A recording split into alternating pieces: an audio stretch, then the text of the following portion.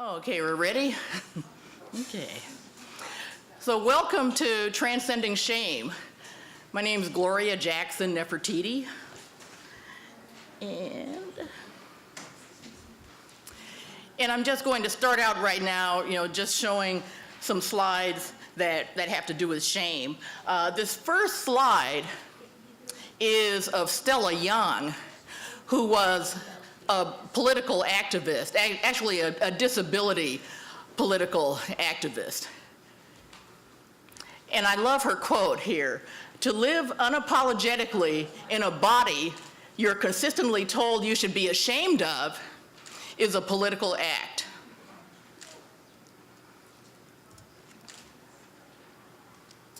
And I also like this quote from Anne Lamott: "I decided that the most subversive, revolutionary thing I could do was to show up for my life and not be ashamed."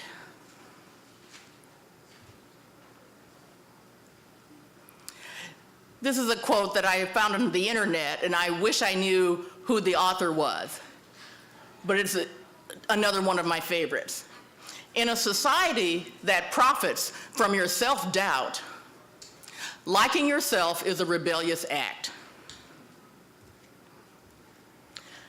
So again, my name is Gloria Jackson Nefertiti, and just a little bit about me.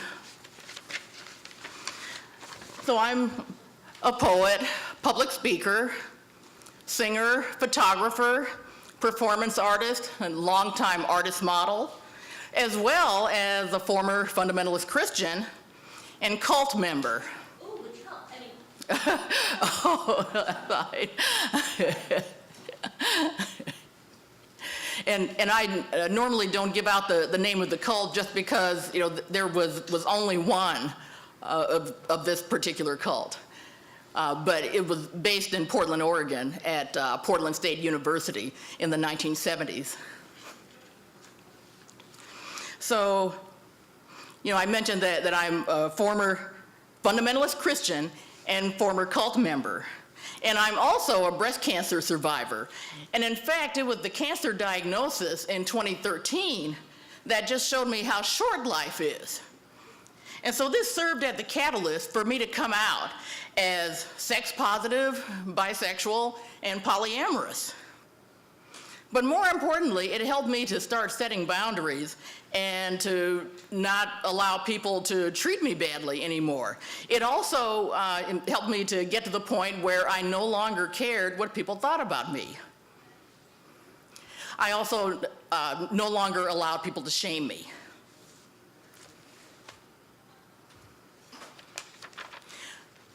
Okay, so why talk about shame?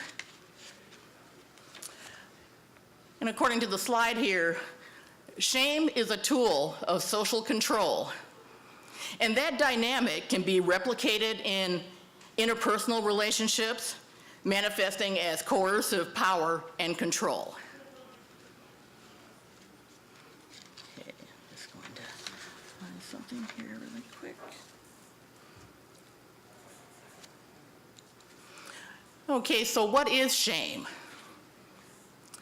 In the 1980s, there was a man named John Bradshaw. He was a minister and a speaker and seminar leader. And he was very, very pivotal in just showing people the importance of understanding shame. And he wrote a book that I'm going to be referring to called "Healing the Shame That Binds You." And so one of the points from his book was he gave what I consider the best definition, the best distinction between guilt and shame. Okay, so guilt says, I made a mistake. Shame says, I am a mistake. I never forgot that. Guilt says, I made a mistake. Shame says, I am a mistake. And this is an excerpt from his book, Healing the Shame That Binds You. Toxic shame, the shame that binds us, is experienced as the all-pervasive sense that I am flawed and defective as a human being. Toxic shame is no longer an emotion that signals our limits. It is a state of being, a core identity. Toxic shame gives you a sense of worthlessness, a sense of failing and falling short as a human being. Toxic shame is a rupture of the self with the self. He goes on in the book. He said, there is shame about shame. People will readily admit guilt, hurt, or fear before they will admit shame. Toxic shame is the feeling of being isolated and alone in a complete sense. A shame-based person is haunted by a sense of absence and emptiness.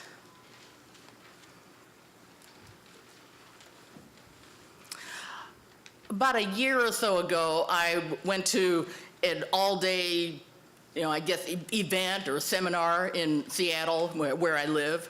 And I don't remember the name of it, but it had to do with body positivity. And here are just some points that I got from this one workshop that I went to called Shame and the Sexual Activist. It said that shame is an emotional response when we believe an internal or external message that we are not worthy of love. Shame isolates. It makes you feel wrong. Shame is the threat of social abandonment. To combat shame, we form communities.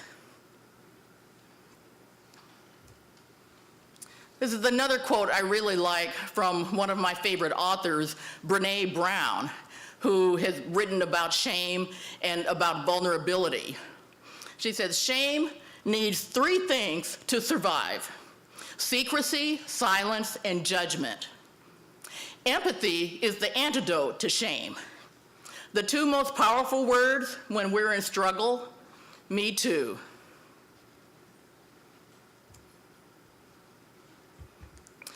Now I want to get into how to recognize when you're being shamed. And here are just a couple of ways. And I should mention that normally when I do this presentation, it's like an hour and a half long, so I had to really condense it.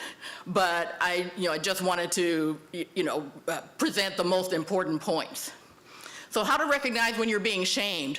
Someone will use phrases such as, how could you do that?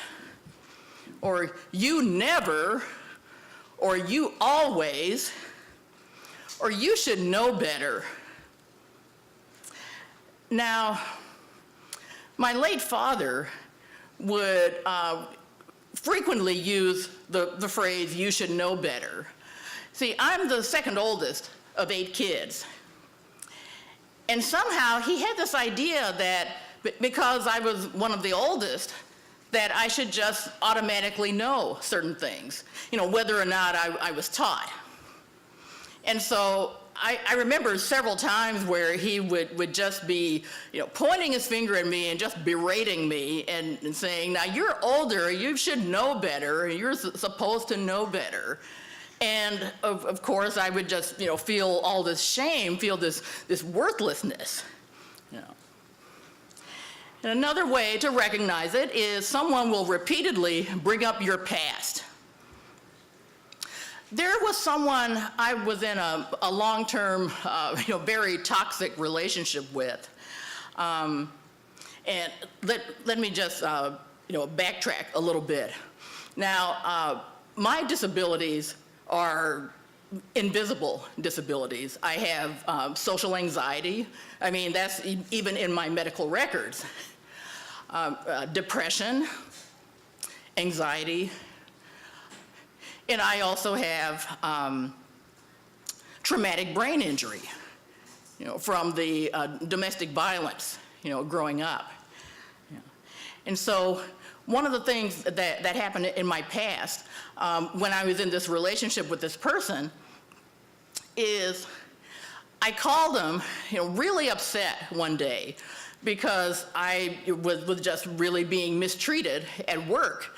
And I was on the phone with him for a long time, and I thought that he was being really supportive of me and just listening, which I thought was great.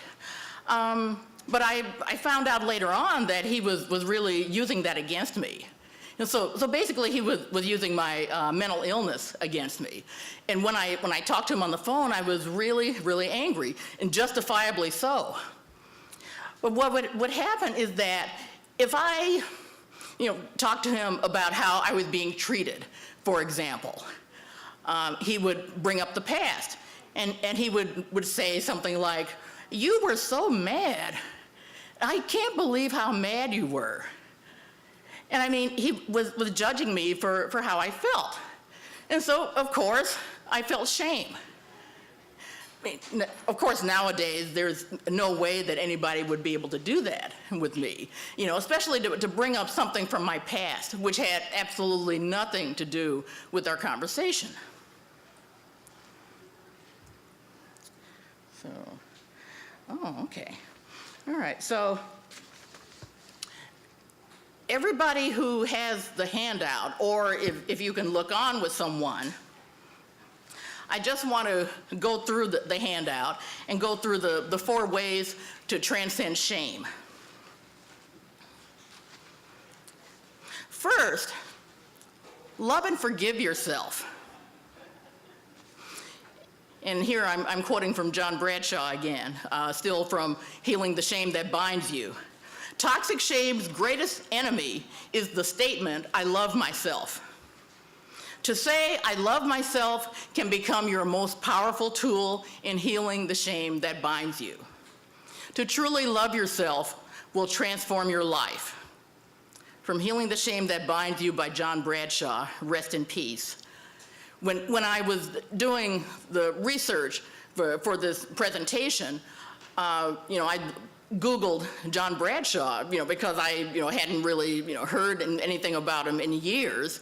And that was when I found out that he had passed away in 2016. And so one of the things that I really hope to do in this presentation, whenever it's presented, is to basically, pass on John Bradshaw's legacy and, introduce the book to a whole new generation. And that's exactly what's been happening, and it feels great. Number 2, the second way to transcend shame, accept yourself unconditionally. This is something that takes time and practice. A good therapist can help facilitate self-acceptance, thus reducing shame. 3, remember that shaming words and behavior say more about the person doing the shaming than the one being shamed. You are not the cause. And 4, avoid people who somehow can't recognize what you have going for you. Me, I've finally resolved to never again enter a relationship with anyone who is unwilling or unable to see my awesomeness. Now, this is something that it's only been as of recently, over the past 5 years, where I was actually able to admit that I'm awesome. I'm an amazing person. And that's something that's so recent for me. Part of me wishes that I had come to that point earlier, but some people never get to that point. So remember that transcending shame does not mean that you'll never feel shame again. It simply means that shame will no longer run your life. And so I list some online resources. One is finding a sex-positive therapist, and I give the link. The second one is what we get wrong about shame, and why is shame such a painful emotion. 3, the 7 differences between shame and guilt. And 4, shame excavation, unearthing toxic shame. And so if you didn't get a handout, feel free to come up and give me your email address, and I'll email the handout to you. But in the meantime, are there any questions? And if there are any questions, be sure and use the microphone in the middle aisle there. So Are there any questions? Yes.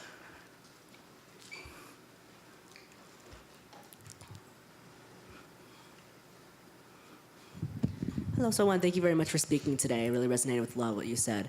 All right. So my question is, how do you unlearn shame when it's so ingrained in our society? As a person with a disability, I always hear the argument that either we're drains in society, if we're on SSI, et cetera, things that I know in my heart aren't true. But when you hear it so often, how do you train yourself to unlearn it when it's not even just such a microaggression from individual people, but systemic level? Thank you. Yeah, that's a really, really good question. And actually, in the longer presentation, I get into people being shamed for things that are not their fault. And, this is certainly a situation. And the best thing that I could say is to, find communities, of, like-minded people.